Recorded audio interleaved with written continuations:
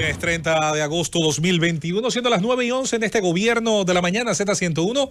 Es el turno de nuestro compañero Rosendo Tavares Villalobos. Gracias, José Luis. El saludo, don Álvaro, para usted. Siempre el abrazo solidario. Saludo para todos.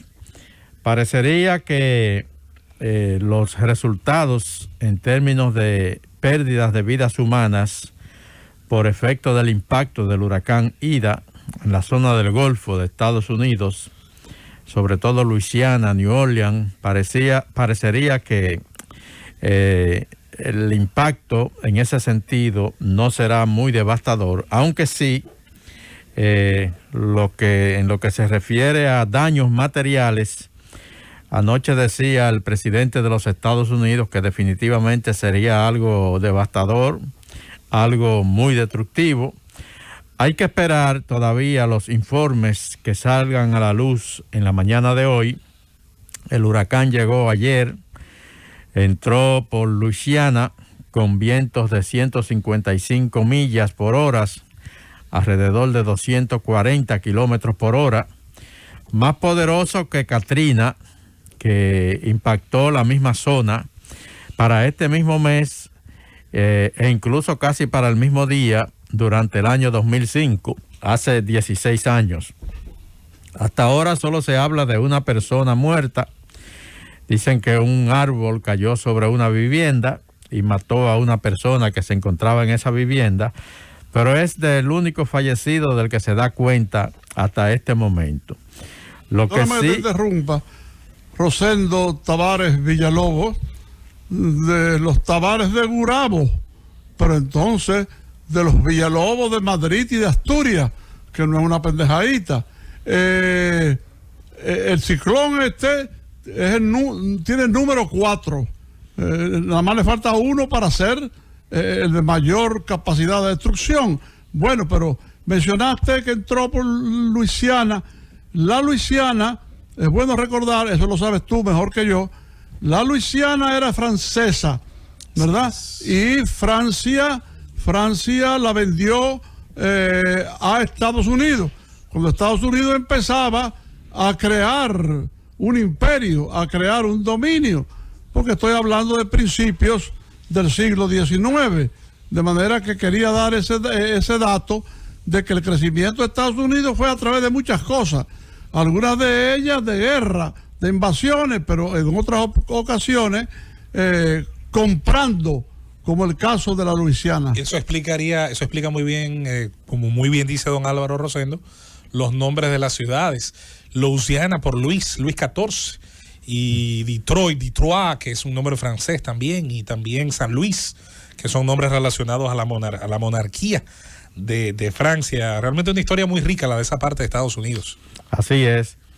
Como dice don Álvaro, el huracán entró a territorio, tocó tierra con vientos de categoría 4, según los datos que pude observar. ¿Tuviste los videos, casi Rosendo? Con categoría 5, le faltaron unas cuantas millas por hora para llegar con categoría 5. Katrina fue categoría 3, o sea que este fue más potente que Katrina. Y hay que recordar lo que fueron los efectos devastadores de Katrina, sobre todo en términos de pérdidas de vidas humanas. Más de 1.800 personas murieron solamente en la ciudad de New Orleans cuando Katrina entró con esos vientos de categoría 3. Se rompieron unos diques porque New Orleans tiene un nivel por debajo del mar, que la ciudad queda por debajo del nivel del mar y es protegida por unos diques que en aquella ocasión se rompieron y la ciudad se convirtió en parte prácticamente del océano. Sobrevivir allí fue una tarea sumamente difícil, más de 1.800 muertes, aquello fue tremendo. Se esperaba que ahora también se perdieran vidas, pero como decíamos, hasta ahora solo se reporta un muerto. Los diques resistieron, solamente se habló de que en algunas zonas las olas sobrepasaron los diques, pero no llegaron a romperlos, y eso explica por qué hasta este momento, porque como decíamos, hay que esperar los resultados de esta mañana, las últimas evaluaciones que se están haciendo.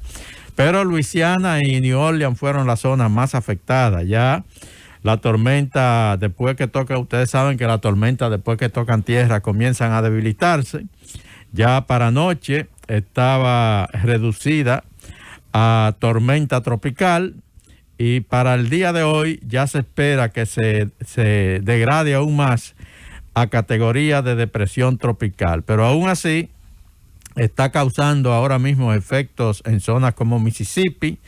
Y en Tennessee hay alerta de las autoridades para que la gente se prepare ante la llegada de probables vientos de tormenta tropical y muchas lluvias. O sea que independientemente de que ha perdido intensidad en los vientos, la percepción es de que va a seguir, o el pronóstico es de que va a seguir causando daños, sobre todo por las inundaciones repentinas que podrían producirse. Pero hasta ahora, por lo menos en términos de pérdidas de vida, la situación no ha sido tan devastadora como se anticipaba. Una sola persona fallecida, según los últimos reportes. Otro tema es la situación en Afganistán. Hoy es prácticamente el último día, de acuerdo con la fecha límite que estableció el presidente de los Estados Unidos, para que las tropas norteamericanas terminen de salir de esa ciudad. Aparentemente, la posibilidad de rescatar a más civiles, sobre todo afganos que fueron, que colaboraron con las tropas de ocupación de Estados Unidos durante 20 años. Muchos lograron salir, pero aparentemente será imposible que una cantidad que todavía quedan en territorio de Afganistán puedan ser evacuados. Ahora, en Estados Unidos, además de los números negativos en cuanto a la percepción de popularidad del presidente por su manejo del tema, han bajado en cuanto a apoyo de la ciudadanía norteamericana, tanto entre demócratas como entre republicanos. Hay un apoyo muy alto en el sentido de que el operativo de rescate debería de mantenerse hasta que todo el mundo pueda, salir de ese país. Hay un apoyo Rosendo, a ese interesante comentario que tú estás haciendo, que Estados Unidos es un país de inmigrantes. En Estados Unidos lo que había eran indios, las tribus indias de los Sioux, de los apaches, de los miamis, en fin, todas estas cosas, y llegaron los inmigrantes europeos, y de ahí continuaron los inmigrantes ocupando el país, entre otras cosas, quedándose con las tierras de los indios, matando a la mayoría, etcétera. Pero ese no es el tema. El tema es que es un país de inmigrantes de todas las zonas del mundo, incluyendo la República Dominicana, de manera que si ahora reciben afganos, sabrán buscarle empleo a esos afganos o sabrán colocarlos en los sitios donde no hay personal porque murieron como consecuencia de la epidemia. Así es que no se sorprendan, señores de Estados Unidos, porque ustedes son desde el principio un país de inmigrantes. En todos los sentidos, don Álvaro, fíjese cómo, y lo comunicó primeramente la señora embajadora de la República Dominicana en Estados Unidos, en Washington, doña Sonia Guzmán, fue la primera en comunicar, y lo hace porque es a la embajada dominicana en Estados Unidos a quien primero se le da notificación de que una soldado dominicana que estaba en el operativo de evacuación en Afganistán, en el aeropuerto de Kabul, estuvo entre los 13 soldados norteamericanos que resultaron muertos durante el atentado que se produjo allí la pasada semana. Una joven, Johanny Rosario, de una familia dominicana residente en Lawrence, Massachusetts. Lawrence es una pequeña ciudad que está en el límite entre Massachusetts y New Hampshire. Allí vive una gran comunidad dominicana, incluso funcionarios del más alto nivel de la ciudad, como alcaldes, por ejemplo, jefes de policía, han sido dominicanos, y la comunidad tiene una gran influencia ahí en Lawrence. Y muchacha que murió, Rosendo, como tú sabes. Esa pobre muchacha que murió en el aeropuerto de Kabul, la capital de Afganistán, de las que iban ya a ser reembarcadas para regresar a Estados Unidos. Llegó a sargento del ejército de los Estados Unidos. Es un ejemplo, don Álvaro, de lo que es la participación de la comunidad dominicana en la vida norteamericana en sentido general.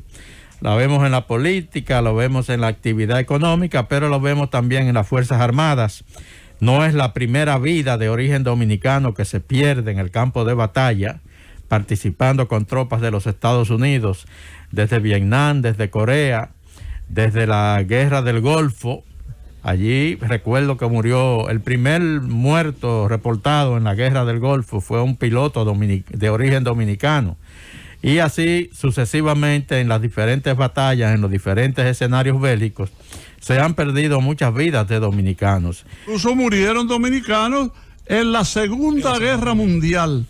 Dominicanos que pertenecían a las Fuerzas Armadas de los Estados Unidos, sobre todo aquellos que desembarcaron en el famoso día de D-Day, ¿verdad? En Dunkerque, de la noche del 5 al 6 de junio de 1943, ¿verdad?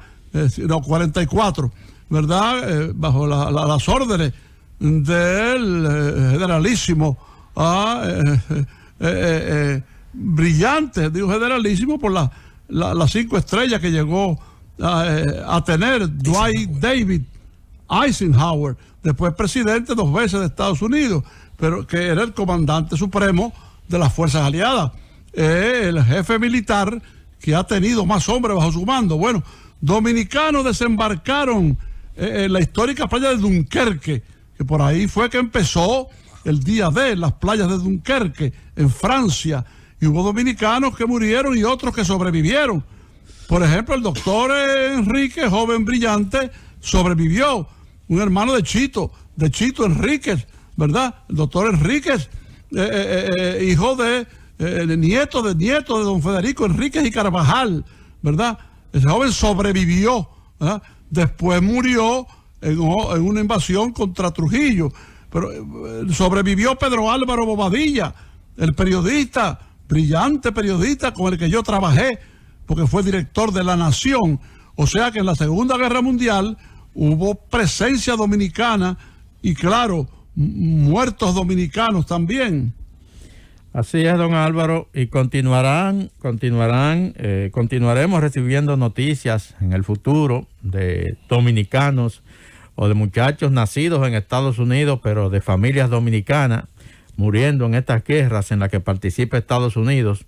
Actualmente ustedes pueden estar seguros de que hay no solo esta joven que se reporta su muerte, sino de que hay otros dominicanos en esa operación de evacuación de ciudadanos desde la zona de Afganistán, y en el futuro continuará siendo así, porque los dominicanos nos hemos integrado a la vida de los Estados Unidos en todos los aspectos, y a veces nos encontramos con estos resultados que afectan mucho a la comunidad. Pero la verdad... Tú hablabas de dominicanos en las Fuerzas Armadas, en la policía, en los organismos de seguridad, y no has dicho, pero yo lo voy a decir, porque no, quizás tú pienses que no te toca decirlo. Una hija de Rosendo, ¿verdad?, es la suboficial, la subencargada de un prison en Nueva York, en el complicado Nueva York.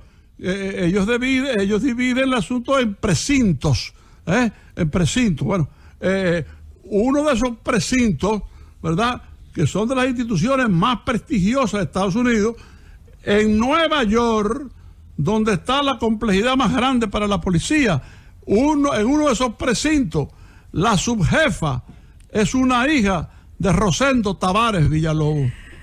Gracias, don Álvaro. Muchas gracias. Llévatelo, Cundo.